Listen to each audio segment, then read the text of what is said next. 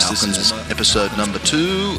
I am your host, DJ Clint Dog, and if you can give the Falcons page a bit of a like and a share and a repost or whatever else goes on, do that. And you can also check out NBL on YouTube. That's where all the Falcons videos are and some old school NBL stuff. But today's episode number 2, we have a special guest, former coach and player. So it's a double-edged sword on this one. We've got a former player and coach, Shawn Dennis. On the line, so let's take you to that right now. We have Shawn Dennis, former coach and player for the Newcastle Falcons. Shawn, how are you? Clinton, good to hear from you, mate. How are you? Yeah, good, mate. Good, thanks. The former Falcons podcast, mate, episode number 2. We got you on it here. We hit the big dogs first. I know about that. I think there's a few more bigger dogs than me. All right, well, we'll get straight into it, mate. What have you been doing lately? For the people that don't know, they actually wouldn't know that you reunited with Tom Wiseman a year or two ago. Yeah, I did. Reunited with Tom is actually, mate, time's flying over here. It was actually 6 years ago. 6 years, righto. Yeah, I've been in Japan now for 6 years since the Crocodiles shut their doors. And, yep. You know, Tom brought me over to be an assistant coach. And then I was with the Shiga Lake Stars for 4 years.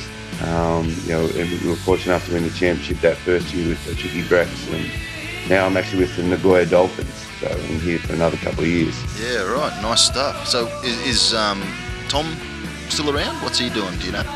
Yeah, he coached a team called Gunma this year, but he's stepped away from that. And so we had the 1 year in Tochigi, and then he went to he had sort of a year off after winning the championship, and then he went to Yokohama, and then he shifted over. You know, he's getting older now. I think he's 72, I think. So is he 72? Yeah. Jesus. So he's been around, still fit as ever. Too. Is he? Fiddle, yeah. Still doing those hook shots from halfway, is he? Not quite as much as he used to. Not quite as much. We want to talk about, everyone knows you coached the Falcons. What was that, 97, your first coach? Or 98? Yeah, 97, the first year as head coach. Yeah. So I want to talk about your playing days, and we'll talk about your coaching stuff later, but 1986 you came into the Falcons. Tell us how that all came about. Well, you know, it's actually quite an interesting story because I started playing with Aubrey Wodonga in what was the Southeast Asian Basketball League back then, the Seaball, and yep. I was playing with Aubrey Wodonga, and we made a trip up to Sydney, and you'd play triple headers, and Newcastle was our final game. And it was funny, they had a guy playing for them called Greg Ireland, whose nickname was the Iceman. Right. And one of my favourite players at the time was George Gervin, the Iceman. The Iceman, yes. So I saw that he called himself the Iceman, and 20-year-old upstart, said to my teammate, he's not the Iceman. I'm going to show him today who's the Iceman. Yes. And I went out and had 38 points. Nice. And at the time, Cole Stevenson was the president of the Falcons, and he happened to be watching the Hunters game because they were two separate entities. Yes. And no one sort of knew who I was. And so they followed me for the rest of that year, and I think they came down and watched us play against Sutherland the next time we came up to Sydney. And it was after that game they said they had an interest in me, and I was sitting at home. I was back at school doing my senior year again because I sort of didn't take it very seriously the first time because of football. And so I get this phone call just after I finished exams. Can you come to Newcastle and have a trial run with the youth league team? And Bob McGugan was the coach. All right. Yep. And I said, sure, those days, they didn't pay for me to get there. I jumped on a train and was just so excited to get a chance, and came up and had a trial, and the rest is sort of history. I came in, and I was the 10th player that first year in 86, and from there, it was funny. I went from the 10th player never playing to starting. pretty much starting the following year. Yeah, So I remember that was how I got recruited, and fell in love with the place. So that was 86. The imports were Buster Matheny and... Buster and a guy by the name of Jim Moran. Jim Moran, that's right, yeah. Jimmy came in late. We had another guy, Howard, I can't remember his last name, not Howard Levy. It might have been Howard Levy. Actually, it was. And he was actually very good, but he wasn't very athletic, and I think the team got a bit scared. But he was legitimately 6'11" and could just score, and so we brought in Big Jimmy, and actually the other import was actually Ricky Simpson, because Buster was an Aussie. So Buster plays. Did he really? Yeah. I didn't know he was an Aussie. So he ended up. No, actually, you're right. No, it wasn't. Ricky Simpson was the Aussie. It was the other way around. Yeah. Ricky Simpson was the naturalised, because he went on to play a few clubs as a naturalised player. Yeah. Now, 1986, you basically sat on the bench. You said 1987, you came in to start. It was Ivan Daniels, Jerry Everett. You had. Wayne McDaniel was the naturalised guy. Yep. Mike Johnson, was he there? He was there both years. Yeah, Mike was there. Yep, absolutely. He was there the first year as well. So, yeah, right. And so that was 87, and we started the year with Steve Johansson as coach, and halfway through he got fired, and they brought in Owen Wells. Yep, brought him up from Sydney. That was a bit of a thing with Sydney and Newcastle swapping coaches there the next year. Exactly. Because he went to Ken Cole took over Sydney Sonics from Owen Wells, and then he took over from Owen at Newcastle. Exactly. At the end of that year. So, Basil Sellers obviously knew him, and John Horsell were both from South Australia, so they knew of Ken from his Adelaide days. Yeah. And so they brought him in then. But, that the first year I was there, I think that, the team, we had Moose Beard and Peter Barton, and it was quite a physical team. But didn't do so great. And, then the following year, they brought in Jerry, and they actually brought in Jerry's teammate. For the life of me, I can't remember his name now, but Derek Polk. Basically went, no, he was the following year in 88. Okay. Yep. 87, he was a big bugger. And he went home. I think he just packed his bags up and went home. And that was them when we got Ivan Daniel. And, mate, those two, Jerry Everett and Ivan Daniel, living together, mate, that was like the odd couple from hell. Was it? It was unbelievable. Big Ivan was, I think he was, Islamic religion or something. Yeah. So he was always chanting. So that got, Jerry was like, you're always chanting, and then you're leaving your hair everywhere. Yeah. Their conversations were quite hilarious. So 1988, that was when you got Derek Polk, you said. Derek Polk, and still had Wayne McDaniel, still had Jerry Everett. Yeah. Mike Johnson was still there. And that was the year you guys made the playoffs. We did. Made the playoffs. We brought in some good young players. We brought in, I think Grant Kruger came. Did he come in? He was 89. I think it was Paul Zatto. It was Paul Zatto who came in that year from the Institute. Yeah. I think, that year, and we had Peter Hill's first year as well. It was too, yep. I think Robbie Dempster had a bit of a run too. Robbie Dempster came in as well, and it was a talented team. Well, you made the playoffs. We did. But for me, it was an interesting year because Jerry, Wayne, and Michael all averaged pretty much 30 points a game. Yes, I was going to say something about that for that season, because I think it was this year or last year they were talking on the current NBL game, saying something about I think it might have been Bryce. No, it was this year. Bryce Cotton and Vic Law. They're saying two guys in the top 10. That's amazing. Mate, I was thinking of tweeting the guys because I know most of those blokes and saying, listen, you need to go back to 88. Yeah, there was three. Yeah, exactly. Yeah. And they led our scoring, and it was a strange thing to play in because it was at times it was great and other times it was difficult because. I was playing the point guard position, and you'd run over halfway, make a pass to one of those guys, and turn around and run back on defense because it wasn't coming back anywhere near you. They weren't shy of a shot, any of them, that's for sure. Well, I actually asked Ken on the first episode of the Falcons podcast, I asked him, was there such a thing? Because there was a rumour going round that there was 8-second offence, and one of those three guys had 8 seconds to shoot the ball. That he denied it. He didn't say that was right, but but mate, it's probably happened that way anyway.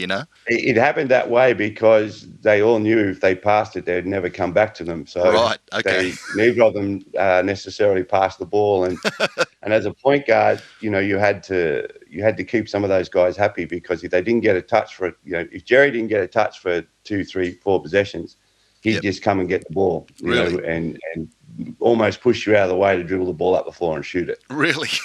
And then if it didn't go to Michael's side, you could see him starting to get grumpy. So you'd run a play to get him a touch. And then you knew if Wayne didn't touch the ball for 3 possessions, then the next time he touched it, it didn't matter where he was in the half court, he was going to let that thing fly. Yeah. So you had to constantly try and keep those guys as happy as you could. Yeah, and maybe that's where the 8-second thing comes from, from the outside looking in. Mate, I can't remember how many points we averaged, but I know it was a damn lot, and second in the league, I think. But, our issue with that team was if we didn't outscore you, we weren't stopping you, because there wasn't a lot of defense played. Yeah, not much defense being played. But 89, the Falcons went into a bit of a rebuilding era. They brought in Billy Jones, got rid of Derek Polk, brought in Bill Jones, and that was the year, I think, Peter Harvey, Kruger, Turner, they all started. Young kid by the name of James Carr. James Carr, yes, yep. Yeah, I thought, for me personally, I thought letting Derek go was a big mistake. Yeah. And to this day, I still believe it was. Derek was an amazing teammate. He was legitimately 7-foot. And for a team that didn't play a hell of a lot of defense, he was the perfect guy to have around the rim protecting it. And, he was a big center, he was long, and he was very underrated.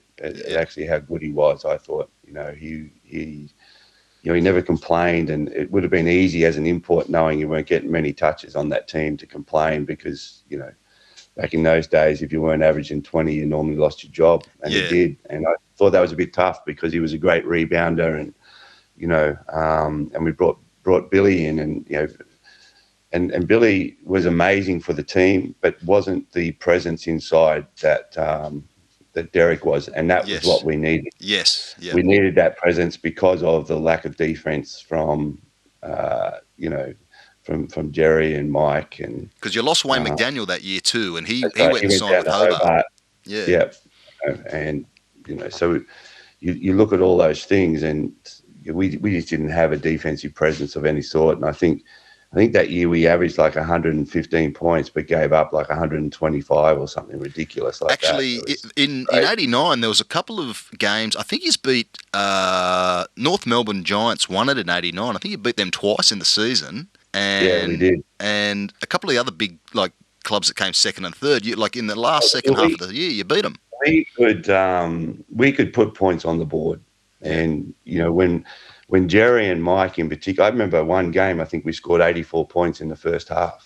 84? And that was in the old 48-minute game, so 24-minute half. But when those two got rolling, it was, and then, myself and Peter Hill could really shoot from the perimeter. So if they were being double teamed, we did a good job of knocking down shots, and, and Krug's ferociousness, and, every now and then Neil would chip in, and we also had a guy by the name of Chris Steele. Have his moments, and so those days when we got rolling on offense, we could score against anybody. Yeah. And and Michael actually became, I think he might have averaged nearly 6 or 7 assists that year as well. Really?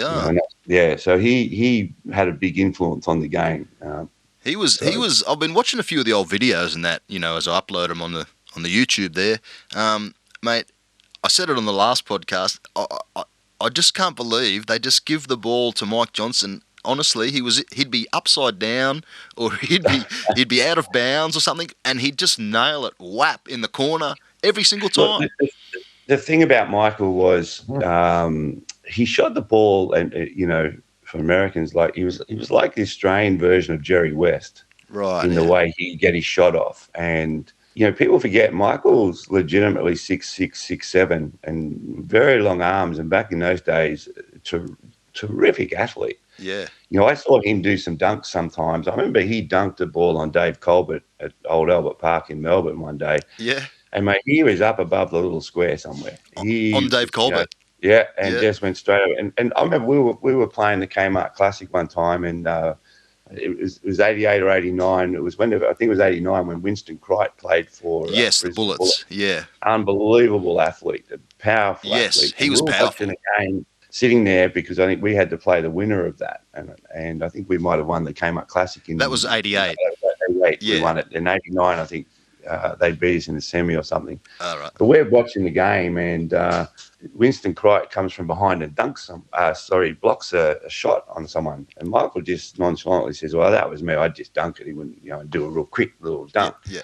And, mate, the next game, lo and behold, that situation happens, and Michael looks over his shoulder and just goes up and goes, boom. Did he? He does his really quick little dunk, and it just got Crichton by surprise. And, Michael was an amazing athlete. Yeah, he was. Not always the easiest teammate to play with, but an absolutely amazing athlete. He could shoot the lights out, and he was a great athlete. Well, and so most of the people who guarded him were only around 6'3", 6'4". Yeah. So he could just jump over the top of them and get his shot off. So nobody could really stop him from getting his shot off. That's those fadeaways I was talking about. Fadeaways and all sorts of stuff. And, Michael was such an incredible shooter. I mean, we were at practice one day in 89, and Michael's standing just inside the half court in front of the score bench at Broadmeadow Stadium. And he says to Ken, "Hey, if I make this shot, can we go home?" And Ken says, "Yeah, but you got to shoot it from there, mate." You know what? I was there that day.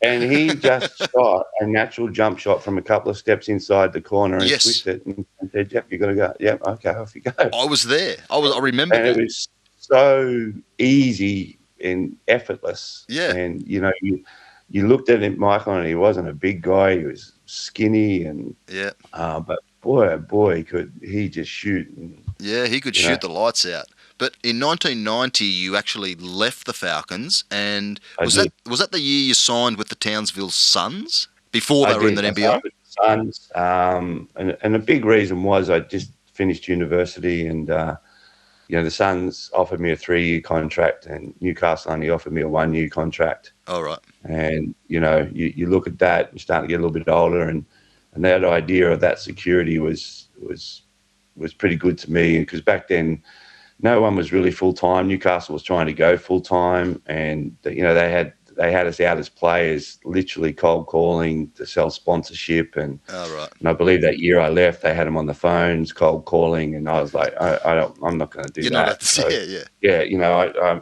I'm not interested in doing all of that sort of stuff.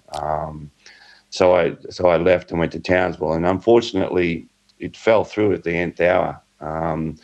They were building a new arena out where the Townsville basketball stadium is, and it all went belly up and bankrupt. And so we didn't end up getting in. So I'd signed and already moved to Townsville. Right. And so I made the decision to stay and play state league. And, didn't get paid any money, was working for Coca-Cola full time. And,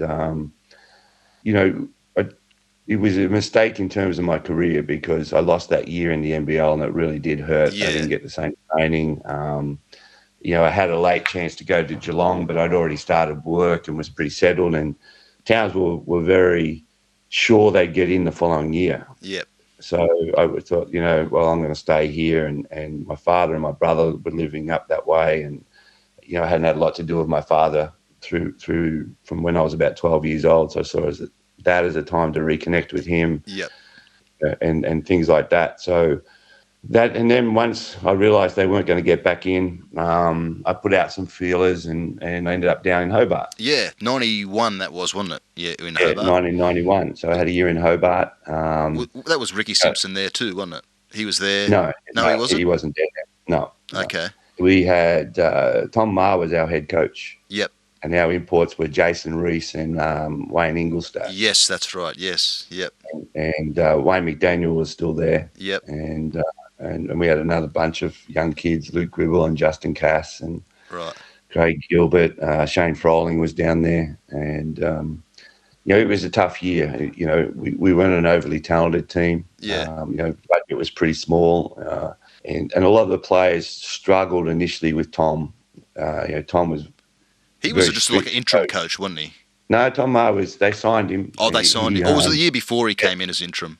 Yeah, he came in and then they signed him. And Tom had only ever coached women's basketball yes, at that stage, yeah, and had just incredible success, and continued on after he left the men's game and continued to have incredible success. And really was an amazing coach. Like I learnt so much from him. Yeah. But the male players really struggled with him, and our imports struggled with him, and his demands. He was a real attention to detail guy, and a lot of the players I don't think had ever been coached that way, and they really struggled. Yep. And I thought it was pretty tough when he got fired. I thought he was just really coming into his own, to be honest. Okay. And and then that's when Cal Bruton took over. Yes, he did. So is that why you came back in '92? A little bit. Well, I had a 2-year contract, but he fired me anyway. And all right. And it is what it is. You can't do anything about it. So, and I was lucky that Tom Wiseman is when Tom Wiseman took over at Newcastle, because Ken had been fired halfway through or towards the end of the season before. Yeah. And it was between myself and kid by the name of Doug Peacock. Doug Peacock. Yep. Yeah.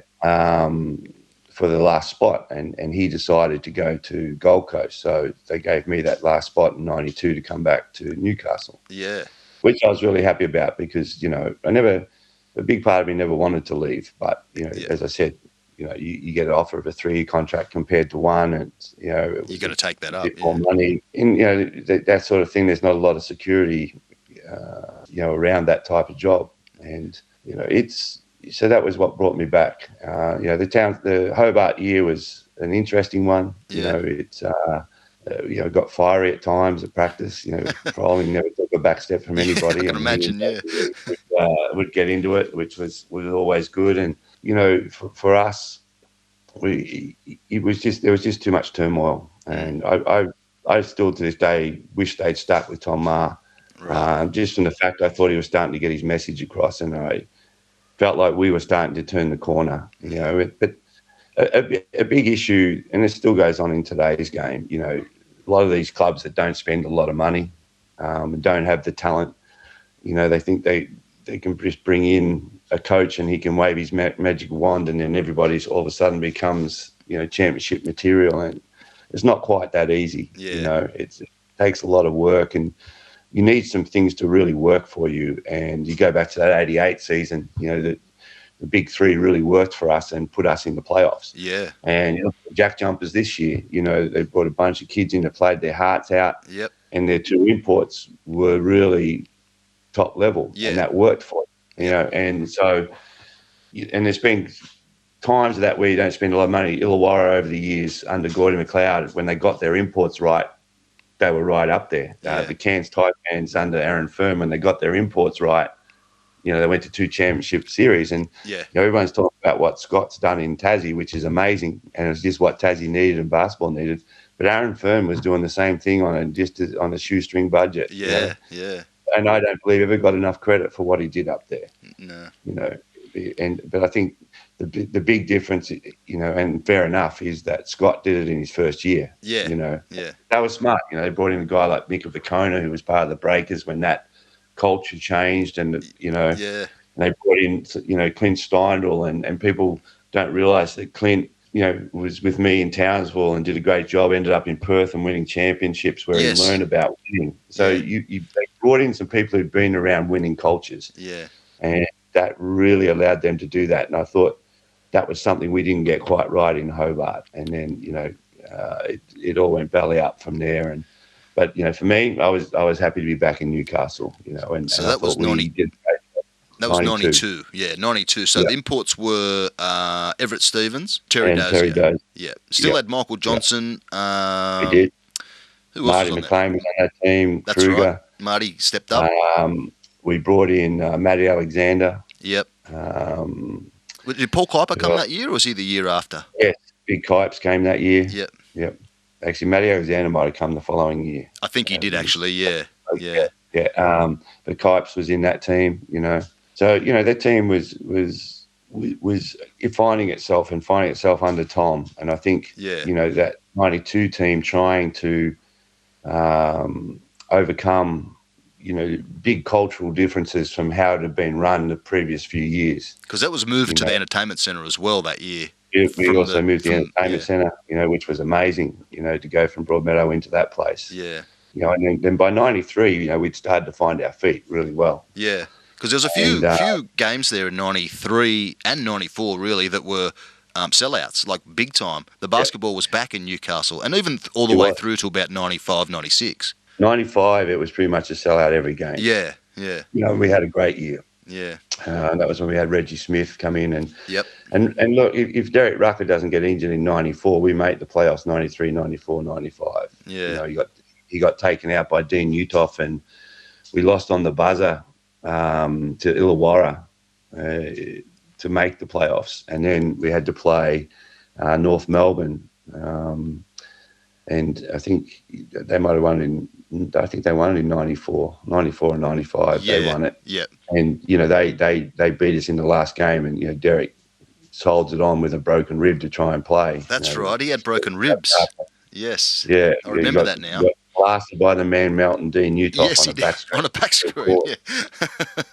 So that was 94. I think it was Terry Dozier, Derek Rucker. Was that the year Tony Jensen came in? 94 or was that 93? No, 94. 94. All right. And I think that Matt Alexander was still there. And that year, who else was there? I can't remember. But the year after, 95, you got Reggie Smith. Now, that guy was true NBA caliber player. Well, we were very lucky. You know, I actually went over with Tom I was with Tom when we recruited Reggie. Yep. And through his contacts at the Portland Trailblazers, he was really good friends with Bucky Buckwalter, who was the president of basketball operations at that time and one of the top executives in the NBA. And he said to Tom, you know, you want to get this kid, you know, and Big Reg was a little bit out of shape. But just a powerful 6'10". Yeah. Incredible player. He was it was like he was on the mini rings. I mean, he was just posting up people and just dunking everything, you know. and his contests with John Dodge were just phenomenal. Yeah, two big guys going. They really, mate, they just, you know, and we beat the Magic that year, and we had some terrific wins that year. We never lost 2 games in a row that year. Really, yeah. And and that was one of the things we went on a tour to South Korea to play some games, and the conditions were just horrendous, and the refereeing was cheating. They were cheating, you know. I'll say it. I don't care because it was. The same team came and played us in Australia and didn't get within 50 points of us, basically. Okay. Yeah. So, but over there they're doing it. But we used that as motivation to say, you know, how we'd had to deal with so much when we went over to Korea, you know, and you know, the accommodation wasn't very good. The beds were small for some of the guys. The floors were. Was that 95? Yeah. Yeah, so Reggie would have been on the small bed. Yeah, you know. And Kuiper. I think Kuiper was there too. Yep. And that team, we had Spider Adams. Yep. Kipes had moved up to the Gold Coast at that time. We brought Craig Adams in as our backup big. Okay, and then Kuiper came back, I think, again. Did he? No. Oh, no, sorry, he got injured. That's right, and that's why he came back. He hit his knee and snapped his patellar tendon. That's right, yeah. You know, and we went on and it was, we won the first game of the finals, and, you know, Tony Jensen went off. Yeah. And in the second game, Chris Blakemore just took him out on purpose. And I remember at the time being really angry and wanting us to retaliate and actually take out Robert Rose. Because Blakemore did it on purpose. There was absolutely no doubt he was sent out there to take Jensen out. Yeah. And then in that second game, I think Rob Rose had 20 free throws on his own. Yeah, okay, yeah. And we had video footage where there was just no contact. It went to game 3 though, didn't it? Yeah, it went to game 3. But I think, was it game 3 they took out did the similar thing with Reggie Smith, or he fouled out or something, or the refs. They just went after him with physicality, and he got frustrated, Yeah. and and really didn't get any protection. Yeah. Okay. Yeah. And I thought that was a very poorly officiated series. Yeah. And particularly once we got to Adelaide, Yeah. and the Adelaide crowd was behind them, and it was disgracefully officiated, in my opinion, and that took out, because I thought that was Newcastle's best opportunity to actually succeed quite a long way through its history. And I felt that it was taken away by somebody else, and unfortunately we weren't able to go on, and then from there, some players left, and Big Reg went to France, I think, for pretty much our More whole money. salary cap. Australia was very lucky, when they talk about the best players. Yeah. Australia don't realise how lucky they were to see him. It was a bit like Rocky Smith in the early days of the NBL, to see players of that calibre. Yeah, that calibre player. He played with like Clyde Drexler, Tracy Murray, Buck Williams, guys like that. Rod Strickland. Rod Strickland, exactly. Yeah. And Reg had some time in Portland where he started for a while, and he talked about that, how one day he just come home and there was all these boxes from Nike on his front porch because he'd become a starter. So they dropped off all his shoes. Their shoes, and he said tracksuits and all sorts of stuff. Yeah, nice. So 96 was your last year playing, right? I can't remember who the imports. Oh, it was David Van Dyke. Yeah, it was actually 95. 96, I joined the bench full time. In 93, I knew my career was winding down. My knees were pretty shot. And it was getting harder and harder just to stay on the court. And so at the end of 95... That was your last year? Yeah, I felt it was a good time to step down. And at the end of 93, I went to Tom, and I'd always wanted to get into coaching. And, and so we didn't do individual scouting reports, and our video work at that time I felt could have been better. So I went to him and said, look, I'd like to do this role. And the club agreed to it, and that was how I started to get into coaching. So I thought you were doing a similar role like while you were the 9th, 10th man or whatever. I was. That started in 93. So 93, 94, 95, while I was a player. Right, okay. That was 93, yeah. And, and then in 94, I took on even more roles. So, in those years, I get quite angry at people who complain, because back then I was our development officer. Yep. I coached our junior elite players. I was a full-time player. I did all of our video tech stuff. I did all of our individual scouting. And, that was not in the days today where you've got a computer and, I can scout a game and knock it over in about an hour, 10 hour, 20 minutes now. Back then it would take me 3 or 4 hours. You got to rewind the old videotape there. Rewind it, write down the counter number, and so it was nothing to be up until 3 a.m. in the morning, breaking down video and doing the individual scouts, and then be in the office by 8 o'clock or so. Go to the lift weights at 7:30, into the office, show Tom the video, then show the team, and then practice. Mate, you were full time before it was even full time. And then go and visit the schools, and then coach our elite program, and then train. And then train as a full-time player. So by the end of 95, I was like, I can't keep doing this. Something's got to give. And I decided, and as I said, it was getting harder and harder to stay on the court and keep myself in the shape that you need to. So, and I think Dave Ankeny wanted to go back teaching full-time. I know he was ready to go back to whatever he was doing. And so I took over as full-time assistant coach in 96. Yeah, right. Okay. So you were on the bench in 96 and took over full-time coaching. Was it 97? 97, yeah. Tom got the offer to come back to Japan for Isuzu. So it was a really late call, and it was sort of the last time he was told, if he didn't take it then, that that was going to be it. So he decided to go, and as a young coach, I think you think you're ready, but if I had my time again, I wouldn't have taken the head coaching job. That's really? For sure. No, I was not ready. No, I was not ready. I was not even close to ready. I think at one stage you were the youngest head coach there at one stage. Yeah, I was.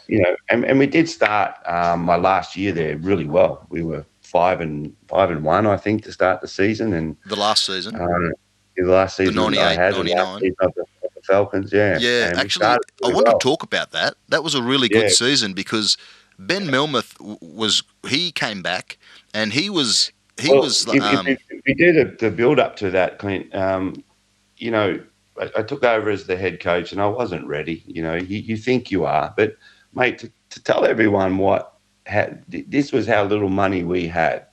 All right. I didn't have an assistant coach. I was on my own. Didn't have strength and conditioning. no, Dennis Kibble was a part-time manager and still running the basketball stadium and helping me out as an assistant coach. yes, yep, We'd go on the road. It was only Dennis and I. That was it. yep, It was, not what you see now. yeah, You know, I'd give the talk and then I'd be filling up water bottles and Dennis is over there doing the trainer and yeah, rubbing deep heat into someone. And, yeah, you know, we're doing all those things. And, it's a hell of a learning curve, yeah, you know, as a coach. And you get to understand every job. And sometimes right now I look at some of these benches, even in the NBL, and I want to know what half the people do. what they do. Because Yeah, there's like 10 assistants and you know, you see an NBA bench and you're like, well, what do all these guys actually do? yeah. Well, how come there's so many people in suits? Because I've sat there and had to do everything. Yeah, And in that first couple of years of coaching, I had to do all the scouting. I had to do everything. yeah, I was on my own, but that was how everybody did it, unless you were one of the better teams. Like, I think Gorgian had 2 or 3 assistant coaches. yeah, And Perth had 1 or 2 assistant coaches. So, it's you learn a lot, but boy, oh boy, it's tough. yeah, And then when you're not winning, people, why aren't you winning? And, I remember before my second year with the Falcons, I sat in a board meeting and we put together the team and I said that, they said, okay, who have you got for your last spot? And I said, well, I've just been speaking to Mark Dalton and he's keen to come. And okay, what's it going to cost? It's going to cost X amount. Okay, yep. The next day, so I ring Mark. Yep, we're going to get this done. You're up. Ring his agent. Yep. And then the next day, I get called into the general manager's office, Paul Tynan, and sitting in there with John Horsell. So what are your 2 options for the last spot? And I said, well, there's not. It's Mark. We've signed. We agreed to that yesterday. Yeah. And I told him, and he's ready to come. And then they said, well, who else is out there? And I said, well, the only other guy that's out there now is Mark Brandon that I'm aware of. And they said, and they said, how much is that going to be? And it was, substantially cheaper than Mark. And I was basically told, well, that's the option you have to take. And that was basically minimum wage, which I think was like $12,000 or something. Okay, yeah. So, and I don't think Mark's ever forgiven me for that. Really? It was out of my hands. I couldn't. Yeah. But to have to make that phone call to Mark and tell him it's not happening was one of the toughest phone calls. And was that 98, 99? Yeah.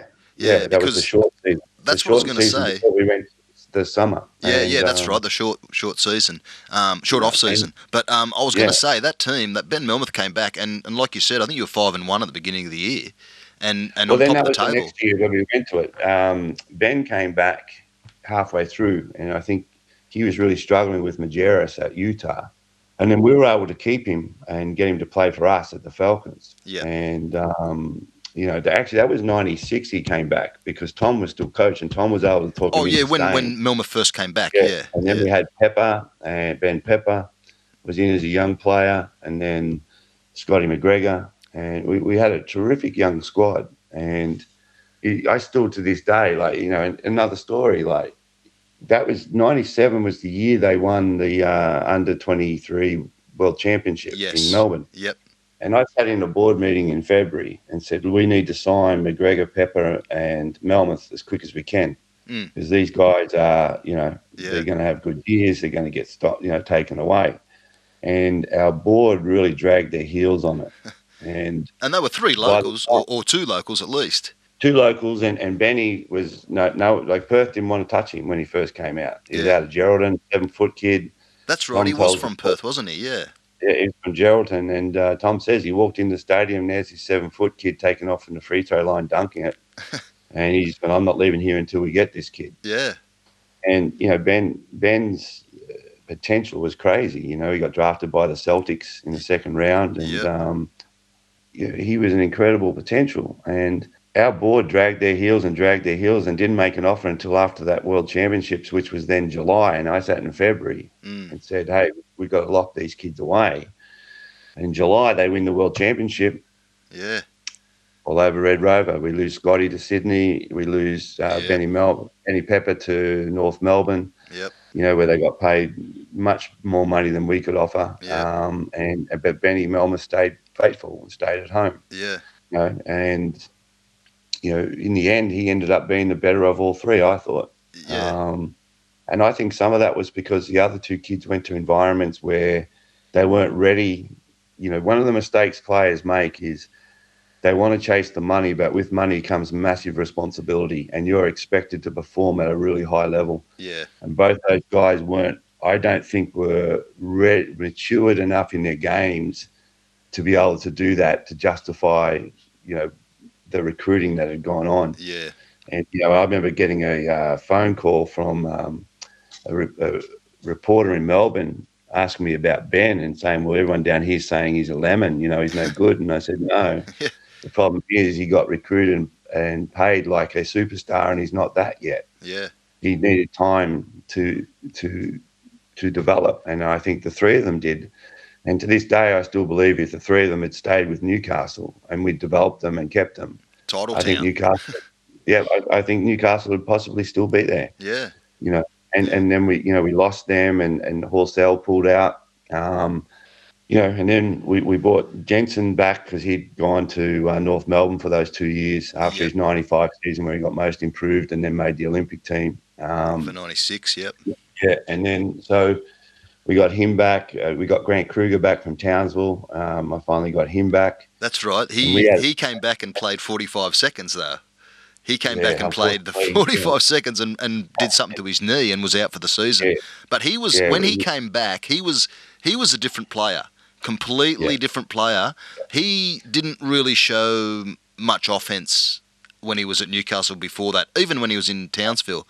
But he came back and he was posting up everybody and he was wheeling and dealing downstairs, down low. We put him in. We really liked that team, and then the big one was we got Pat Reedy late. And you got Pat Reedy, yes, because North Melbourne Giants folded. Yeah, and you signed him. We were lucky enough to get him, and the hard part for that season was we started really well, but we lost Tony Jensen early in the season. He got Crohn's sick. disease. Yeah. Ulcerative colitis, and his mum had that problem as well. So he got really sick. Yeah. We were about to go to a camp in Albury, and we got new owners from Albury Wodonga, and we had a guy by the name of Shawn McShane who talked this guy from Albury into buying the team. Yeah. And all because he wanted the head coaching job. Okay. And I'll talk about that in a minute. Was that Shane McShane, was it? Yeah. Okay. Yep. Yeah. So anyway, and then, we go down and have this camp and we do really well. And then we lose Krugs in the first game. We're playing Wollongong in Wollongong. We lose him in the first game. But we're playing well. Melmoth is playing unbelievable. Yep. And, Todd Munt was our centre. Yes, Todd Munt and really well. Isaac Burton, was it that year? Yeah, no, he was the year before. Butch Hayes came back. Oh, Butch Hayes, that's right. Yes, he did too.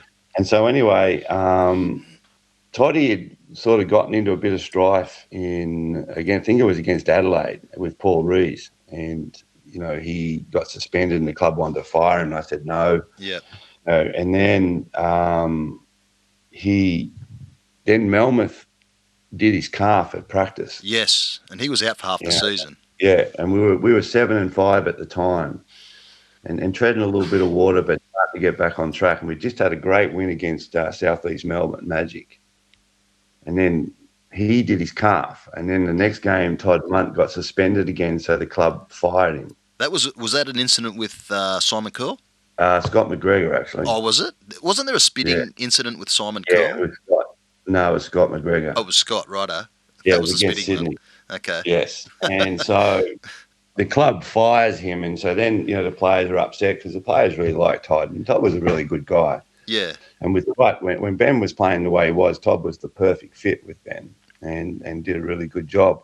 Todd was another. He was another like Reggie Smith like guy. Todd Munt had the. He had like all the moves and all the post moves and stuff. Like a true big man. He was one of the most fundamentally sound big men. And to be honest with you, Todd, back in those days, people don't realise Todd could actually really shoot. And if I knew what I know now, I would have had him shooting threes because he could actually really shoot. Yeah, because back in those days, my fine system, I used to have the players shoot against me, and if they could beat me, if they beat me, they'd pay.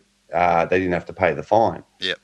And Todd was the only player that ever beat me. Yeah, right. And he could really shoot, but it just wasn't something you did with your 7-foot centre. Yeah, exactly. Back in those days. Whereas today, you'd be like, fire away, big guy. Todd Munt was in, I don't know if you get into the games or anything, but he was in PlayStation. He was in NBA Live. He was on the rosters of the NBA guys. He was like on maybe Atlanta and Boston Celtics Milwaukee. And stuff like that. Yeah.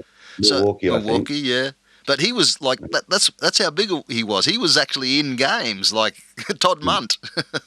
Yeah, and Big Toddy was a really sound centre, and so anyway they started. And then in the backgrounds, McShane is trying to take my job, and I come in, and then we lost a bunch of games not long after that because we were just lose. Tony had come back and helped us. But then his illness started to kick in again, and he really, Tony never really recovered from that illness. He had that was his demise. That's why he sort of didn't play. It really was, and it was a really unfortunate situation for him because he was an amazing player, and I watched that kid make himself out of something, something out of nothing, and I remember. When he first got to Newcastle, he was living with me, and I said to him, okay, we're getting up at 7 a.m. in the morning because I've got to go and lift early because I've got to go to the office. And we walked out, and the door to my house was on the side, and I had these old rusty weights to the right in my shed, and to the left was to the car. And he went to turn to go to the car, and I said, no, you're not going there, mate. We're going down here. You just got fired by Townsville. Your next stop is back at the abattoirs in Albury. So we're going to work, and and I watched that kid work so hard to make himself what he did, and it was just so disheartening to watch the illness just take away. Yeah, like all his work for. All his work. That season where we had the injuries, and we lost a bunch, and I think while Ben was out, we went like 1-8. Yeah. And at that time, Ben and Mark Bradke were the two best big players in the league. And Ben would have been, if he kept playing, I'd say he would have been MVP of the league that year. Yeah, that year he was unbelievable. Yeah. Because he's a great story too. Like, because the year before the end of '97, he, in that short season, Pepper and McGregor got invited to the national camp, and Ben missed out. Okay. And so Ben and I went to work, and we worked our butts off. And, well, he worked his butt off. I just pushed all the right buttons. Yeah. And, I was brutally honest with him, particularly about his physical conditioning and some of his off-court habits. And, we talked about him getting in shape and, and getting rid of some of those off-court habits and waiting until he retired. And he got himself just in amazing physical condition. Yeah. And then he came third in the MVP. Did he come third that year? Yeah. Yeah, okay. Well, he definitely would have been number one MVP. Well, in the short season. So he got third in the MVP. Yeah. And made the World Championship team for the next World Championships, and the other two didn't. Yeah. And, Ben was just great. And he was just playing, as you said, in that season at MVP level. Yes. So to lose him was huge for us. So then we have an incident where McShane goes into the Australian newspaper saying that if the Falcons offered him the job, he'd take it. Really? But the thing is, he was an executive director, so he had the power to fire me anytime he wanted. But did he have any basketball knowledge or anything? I've never heard of him before. He was coaching Albury Wodonga. He was from Seattle. He was coaching Aubrey Wodonga in the Seaboard, and that was how he got Alan. I can't remember Alan's last name, but he. The import? No, the owner, the new owner. Okay. Yeah, I can't remember Alan's last name, but he got into some difficult situations, I believe, that, yeah, I'm not sure what ended up happening to him, to be honest. But Right. anyway, and Pat Scammell was our general manager, the ex-Olympic runner. Yes. And I walked into Pat and said, what's going on? Have I lost my job? Or no, Shawn McShane shouldn't have done that. It's not his job to do that. And I've spoken to him, and basically he will never get this job until he shows he can coach. And, Yeah. and so that was a tough year. So 3 or 4 times he tried to get me fired that year. And, we had all those injuries and disruptions with the team. And then we had, after Ben got injured, we had the Toddy Munn shambles, and we brought in, that was when Dave Simmons came in. That's right. Yeah, Dave Simmons came in and replaced Todd Munt. I think, didn't Dave play the year before? Didn't he replace? He replaced someone the year before, or 2 years before, maybe he came in. No, that was the first time he came in, and then it was when it was the Hunter Pirates. He became one of the imports. Okay, I thought he was. Are you talking? Actually, you're right. He did. No, you're right. He did. He came in. You're right. He played the short season with us when we had Isaac, because That's right, with Isaac Burton. Yes. I was around going with Isaac Burton and Butch Hayes and Tony Jensen as my 3 guards, and the old Golden State Warriors type, and just going with the young kids as my bigs. And Tom Wisman actually talked me out of it. Right. And I decided to. He said he felt I needed someone a bit more experienced as a young coach. And I guess something you look back on, I wish I'd gone with those 3 guards, because we played a couple of games and they were just phenomenal. Yeah. And it would have brought us back to sort of more of a style like the 88 season with the 3 just guys who could really score. But the difference with Butch and Andre was they were both so unselfish, so they would have included everybody else. And that would have been different from the 88 team. Yes. We had 3 guys who were just pure scorers, and, 2 of them passing wasn't, as we used to say, they thought passing was a town in South Africa. Yeah. It's not something they do too often. But those 2 really involved everyone. I felt with our 3 young bigs, they could really get them involved around the rim. And, and I look back on that, and, hindsight's a wonderful thing. And I wish I'd done that. And we brought Dave in. It didn't really work, to be fair. Dave was really at the end of his career, great guy and played hard. And, I did watch him help us win some great games. He was trying to get naturalised too, I think, but that sort of came he was. later. And that was he stayed around trying to get that. And then when we were talking, when we got rid of Todd, we had a chance to get a kid. His last name was Alice. He ended up playing for Townsville and Perth in later years. What was his last name? Alice. Alice. I can't remember his first name. But he was a left-handed kid, like really athletic and powerful, and I wanted to go with him. And Tim Mellon was my assistant coach at that time. Yep. And he thought we should bring in Dave to have that veteran thing. But I wanted to go with this kid. But this kid had gotten into a bit of trouble. I think he pushed a referee in the old IBA or IBL in the US, but he was electric, and I felt that was what we needed. But these are all easy things to discuss now. But so we went with that, and it just, it really did fall apart. And off the court, it was falling apart, and just as fast as well. Yeah. And, I remember we played our last game in Perth, and we actually beat Perth. Okay. In our very last game. The last game of the, for me, one nice thing was the very first game I ever coached, I won. The very last game I ever coached. Yeah. And we beat Perth. And we finished the game, and I got a phone call from Stuart Roach. Okay. Who was the sports editor for the Newcastle Herald at the time. And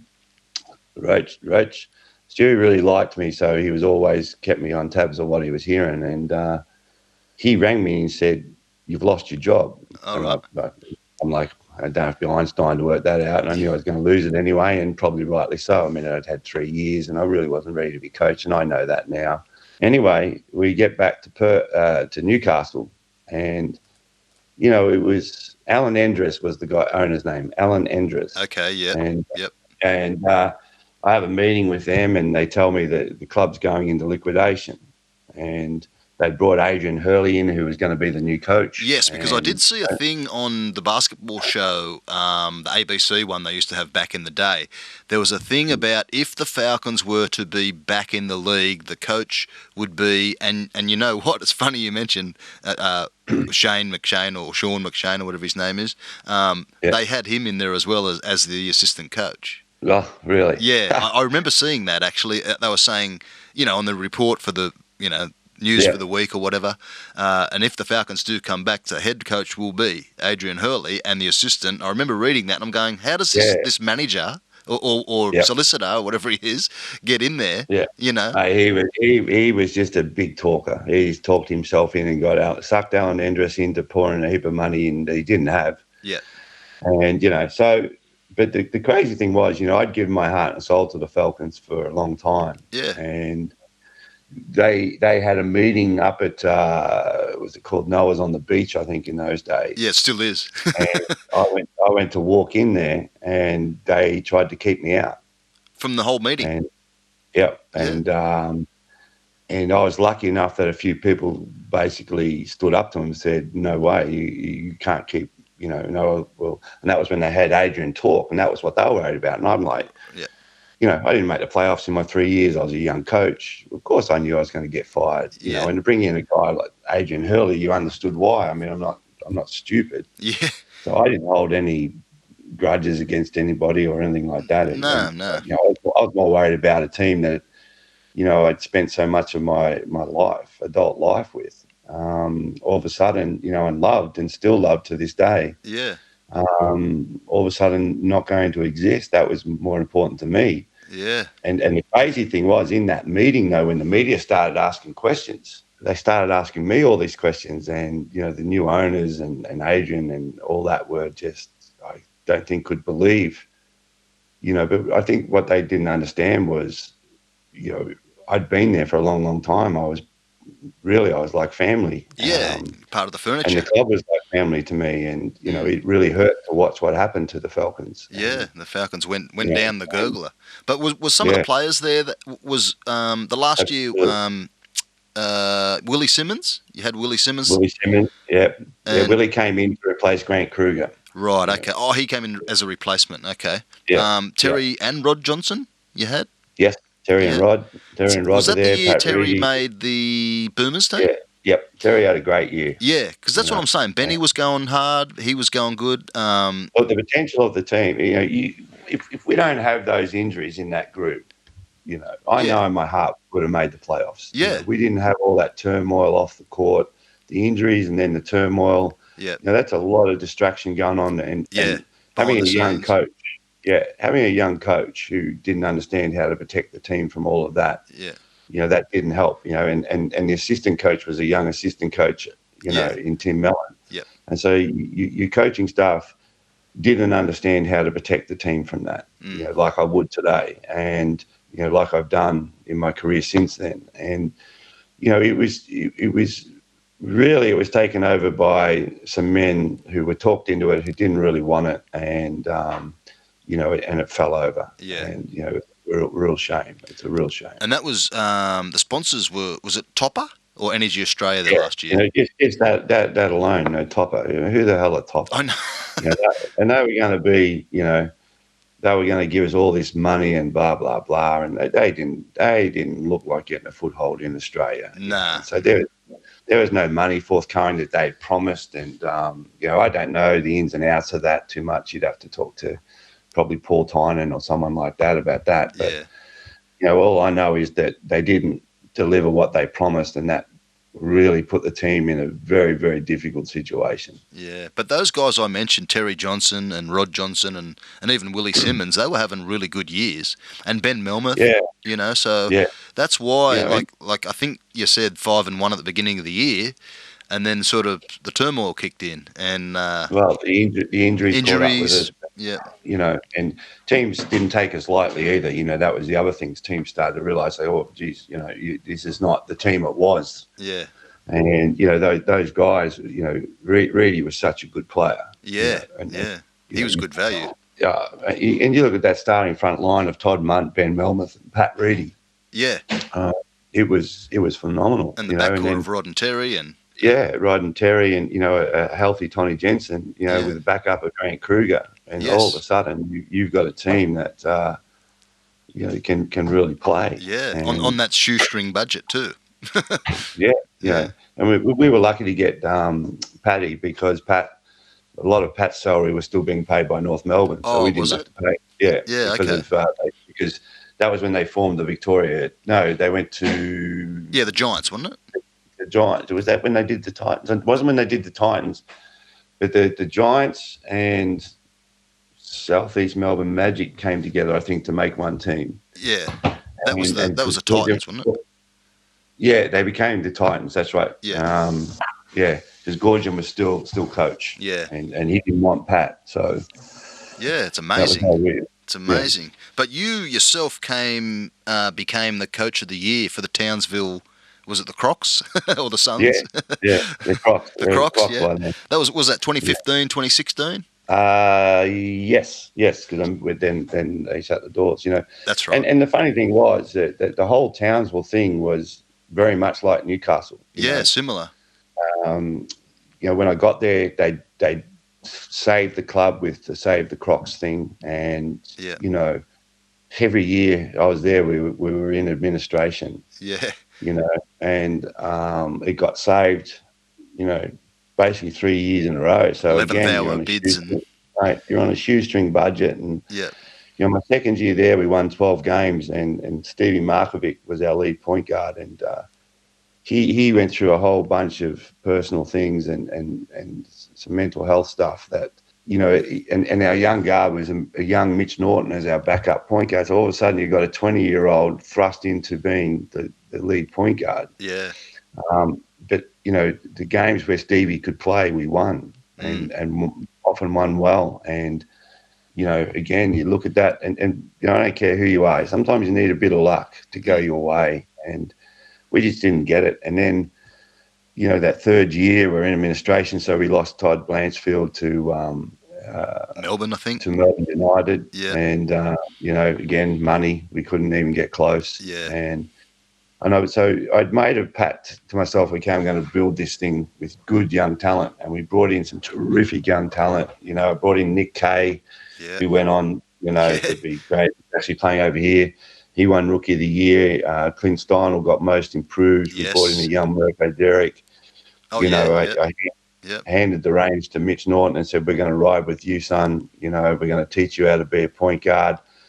And everyone picked us to win about 3 or 4 games that year. Yeah. And we went on, and we only won. Well, it's not only we won 11 games, but it was amazing to watch how these kids evolved. And that year the Wildcats won the championship, and we beat them 3 out of 4 times. Yeah. The only team to 3 times. And by the end of the season, that group was playing so well. And what people don't understand is that we had. I just re-signed with the club, and we just got Mitch McCarron to come in, and there was a couple of other players with that St. Mary connection that we were looking at bringing in, and we were probably the most talented young team in the league, and they were going to allow 3 imports, so we looked at how we could complement that. And that team, just like that young Newcastle team before we lost McGregor and Pepper, was potentially something special. Yeah. And the thing for me is, like, 3 of those kids went on to Perth Wildcats and won a couple of championships. Yeah, bigger things. Bigger things. Blanchfield went on to be what he was. And Steindl this year. And Mitch McCarron went to Melbourne and won a championship. And you look at all that and you go, well, and the player that Nick Kay became, because when I recruited Nick, I was about the only one that really chased him as hard as. Look at him now. People didn't realise how good he was, and the big one was how smart he is. Yeah. And I'd known about him for a long, long time. So being a country New South Wales boy, and it's you look back on your coaching career and the what ifs, and the what ifs of those 2 situations. If those clubs had been able to find a way to keep it going, keep those kids where together, they be now. Just what could have happened. But in But in both situations, the locals just didn't support it enough, and and at the end of the day, that's the harsh reality of it, And one of the funny things were, and I'm not going to say this verbatim, but one of the hardest parts for us when we went down in Newcastle was the cost of playing out of the entertainment centre. Yeah, And I learned that I with the remember, Pirates. yeah, Yeah, and I remember the entertainment centre CEO or whoever he was sitting there saying, "We don't need the Newcastle Falcons." yeah, And then all of a sudden, the Aussie dollar went bleh, and they went into liquidation yeah. because Yeah.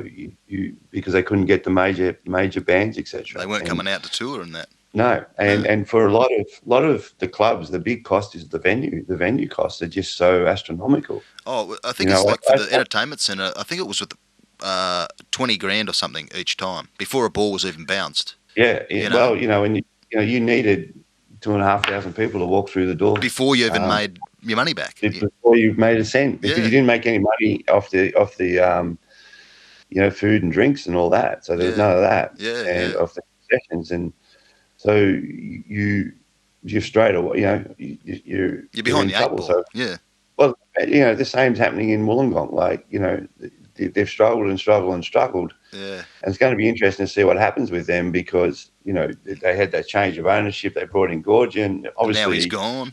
influx of money. Is that going to keep going? To get the players that they had, Mm. that took money, you Yeah, know. yeah, And Rob Beveridge, when he was able to get the players he got, they made the championship games. yeah, And by the time he loses his job at Wollongong, they're on a shoestring again. yeah, yeah, Gorge comes in, great coach, but got all these players, and that's the problem in Newcastle and then Townsville. yeah, You didn't have the money, and soon as the richer clubs come up and said, okay, well, it's like, well, I can give you a mini minor. This bloke's going to give give you a you a Rolls Porsche, Royce. Yeah, and that's what you're up against. yeah. So it's That's like, what. Yeah, so you're constantly battling, trying to race Formula One with a street car. with a VW or something. Yeah. So Yeah, you need a lot to go your way, and when you get it right, and I use those examples before of the Cairns and the Illawarras when they got their imports right, things went really well for them. yeah. That's And right. Yeah, but as the smaller clubs, you really relied on getting that right, and if you didn't get it right, yeah, and it was no different for us in Newcastle when we got Reggie right. yeah, It went like this. yeah. That's right. And the full house packed. Yep. And because you really do rely on your local talent. Yeah, And if you don't have a couple of boomers, or national team players yeah, or guys on that level, then it's a battle. yeah, It's a battle. yeah, And you rely heavily on your imports. But if you have those guys, you look at the Perth dynasty that's just gone, and before that it was the Breakers. yeah, The Breakers basically their national team. yeah. And a few Aussie Perth had guys. Damian Martin, arguably the greatest defender of all time. The award's named after Shawn Reddy, as a changed nationalised player. Amazing. Yeah, So they had some guys who were those fringe boomer guys, but very good players in the NBL. yeah, People underestimate a guy like Jesse Wagstaff, what he did, mostly because he just was happy playing that six-man role. So he had yeah, the yeah, perfect fit for that role. And then they could afford to get the right import. So, just the talent level's a whole different world. yeah, And, that's, you got to battle against that in those smaller teams. And for me personally, the coaching job I was able to do in Townsville, I'm very proud of because we didn't have much in the way of budget. well, I'll say it straight. We paid one of our imports a grand total of 60,000 Australian dollars before tax in my final Really? year. So we probably would have got about 40. Yeah, that's your import, and Yeah. then I'm hearing these other imports are getting 400K, Oh, whatever. yeah, yeah, yeah. Marquee players where they put 150 on the salary cap and then pay them whatever it is they want to pay them. So. That's that shoestring budget we were talking about. But Absolutely. we'll wrap it up. Final couple of questions. Yeah, Just a I'll couple try not to be as long. I can be as bad as Ken. He taught me well. That's all right. We haven't gone 2 hours yet, but anyway. The best imports you've played with? The best imports I played with. Yeah.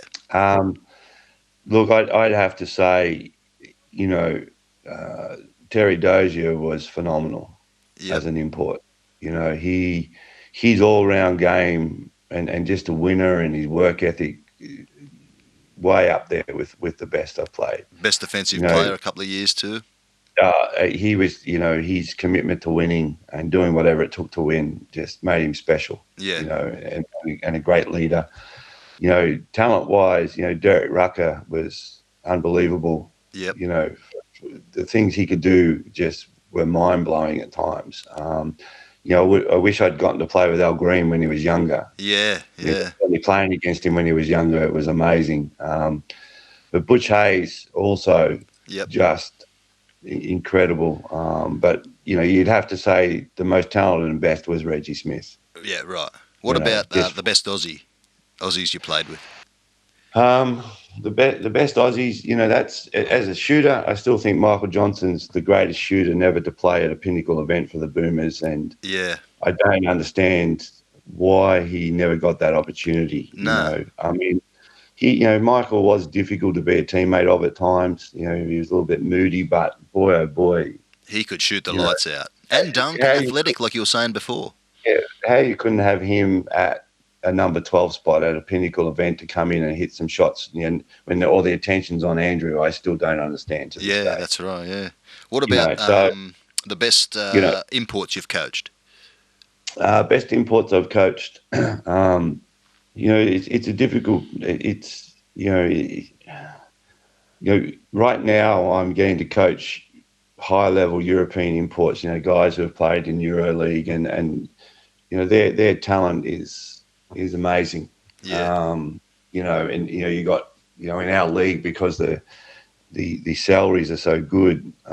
You've got guys who have played in the NBA. Yeah. Not just had a cup of coffee with the NBA. They've Yeah. actually played None of the 5, summer 6, league 7.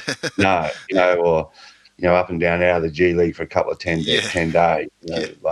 Last year I coached a kid by the name of Jordan Hamilton. Okay. Before that, I coached a kid by the name of Bill Henry Walker. These guys. Henry won a championship with Boston, and Oh yeah. it's phenomenal talents. But the best to coach. Butch was an amazing guy to coach. Was he? Yeah, he really was. And I know there's other things that have probably happened since his playing days with stuff, but Yeah. as a player, when you coached him, he was phenomenal to coach. Yeah. Because he really cared about everyone and cared about the team, and just big shot guy. Yeah. He was a little bit like the Michael Johnson thing too. Every now and again, he'd nail a few threes. When you'd need a three, you'd either go to Butch or yourself if Mike wasn't firing. Yeah, and he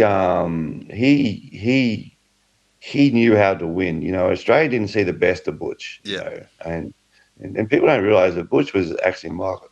I'm pretty sure it was Michael Jordan's roommate at the Bulls rookie camp. That's right. And that's how good he was. As a kid coming out of college, so he was pretty good. I really enjoyed coaching Brian Conklin in Townsville. Was he MVP under yourself?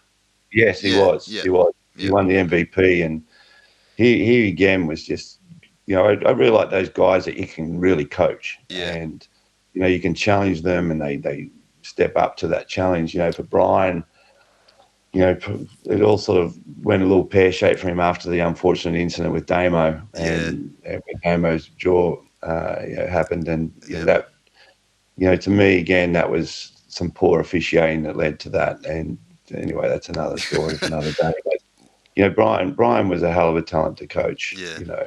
And I enjoy my coaching players that want to be coached. Yeah. I was actually talking to Jordan Hamilton today, who I coached last year, and he played 6 years in the NBA and a number with the Clippers, and he said the thing he loved was the brutal honesty with me, and he liked that. He liked knowing exactly where it was, and in coaching that's not an easy thing, and particularly in today's world, the players don't deal with it. Probably more than I was accepting as when I was a younger coach and coming through my playing days, you just took it and didn't say anything, and that was coach So that's a real challenge. So those guys that still want to be coached are a lot of fun. And this year I had 4 amazing imports come through that all played high level Europe, that all were really good to coach. And we went on to set the best record in the club, 69% winning record, which this club hadn't done in over 10 years. So, it was fantastic. It was just unfortunate that injuries got us again. We had to play our last game in the finals with no imports. Oh, really? They're all injured, were they? Yeah. So, in the first game, so we lost the best of 3, 2-0, and played the first one without 2 imports, and then the other import got 5. But, these guys had all played, high level Spain, all played in the Euro League, and just phenomenal players to coach. It just makes such a difference when you're coaching that sort of talent that wants to be coached. What about Australians, the best Australians you coached? Look, I'd have to say, mate, without a doubt, Nick Kay. Right, yep. Easy, boom. There's other guys, Pat Reedy was an unbelievable player to coach, just so smart, smart. Yeah. And I only had Nick for 1 year, but boy, you could see how great he was going to be, and the intangible plays he makes are unbelievable. And I remember when he made the Olympic team and then the World Championship squad and then the Olympic team again, and everyone questioned why. And I'm like, you don't get it. Yeah. This kid makes so many plays and he's so smart. You look at what he did in Perth in that last year he had there. He was all-star 5. He was just money. Yeah, championship game, series. All the attention's on Cotton. He goes and gets 30. Yeah, and a few rebounds in there too. And that's what he does. He does whatever it takes to win, and he's a winner. And you bring a player like him in, you win. And that's why he's by far the best player. I think he was the difference on the Boomers team too. When so many times. Yeah, so many times. And that's why Gorgian loved him. Yeah. And that's why Lemanis loved him, and why anyone who coaches loves him. And most people don't realise. The crazy thing, I wanted to bring him here, and my management said no, they didn't feel he had enough. Oh, yeah. What's the first thing they said about halfway through the season? Yeah, where is he? No, we're not going to be able to get him next year. So, that's the sort of kid he is, and he was involved with some very good talent over the years. Like Melmoth in his peak was unbelievable. Yeah. But I still believe Nick Kay was the best player I ever coached. All right, the final question. I'm not quite sure, maybe you can answer this, but did you ever coach against the Hunter Pirates? No. No, you didn't. Okay. No. Because I was announcing the games, I thought I might have announced your name one time. It might have been someone else, I don't know. You weren't assistant coach for Wollongong? Not when the Pirates were in, no. Okay, yeah, because that was... I only had the 1 year. Yeah. I only had the 1 year at Wollongong, so... Okay. And they cut the budget, and I was a new kid on the block, so I got the... You were the first one to go. Because with the Pirates, I think Grant Kruger was the only one to come back. He played for... I think it was Townsville against the Pirates. Yeah. So he's the only former Falcons player or coach. I just wanted to clear that up because I thought you might have coached him. No, unfortunately didn't. But Timmy Mellon was on that squad as an assistant coach. Yes, that's with us. Yeah. Oh, okay. Yeah. So the assistant coach. Yeah. All right. Well, we'll wrap that up. But that's been a great talk for the former Falcons podcast, the episode number 2. And mate, anything else you want to say before we end it up? Oh, mate, you hear the rumblings every now and then that it'd be great to get another team in Newcastle, and it really would. It'd be amazing to get another team, and I always cross my fingers, but for all the old Falcons fans, it was awesome to have a chat because there's just so many memories, and I could talk for hours on I could keep going too, but I mean, we've got to stay. We can't be like Kenny Cole in the first episode. Thanks for that. No worries. Thank you very much for coming on. It, mate. Pleasure. No worries. Thanks again. All right. Great interview there with Shawn Dennis, former player and coach of the Newcastle Falcons. That's it, ladies and gentlemen. Episode number 2 is done and in the can. The bar is still set high. We're going to get all the ex-players and ex-coaches and maybe some fans, water boys and all types of stuff. Floor wipers, we'll get them on here. But But that was episode number 2. I am Clint Dog, MC, DJ, whatever you want to call. See you all next time on the Former Falcons podcast.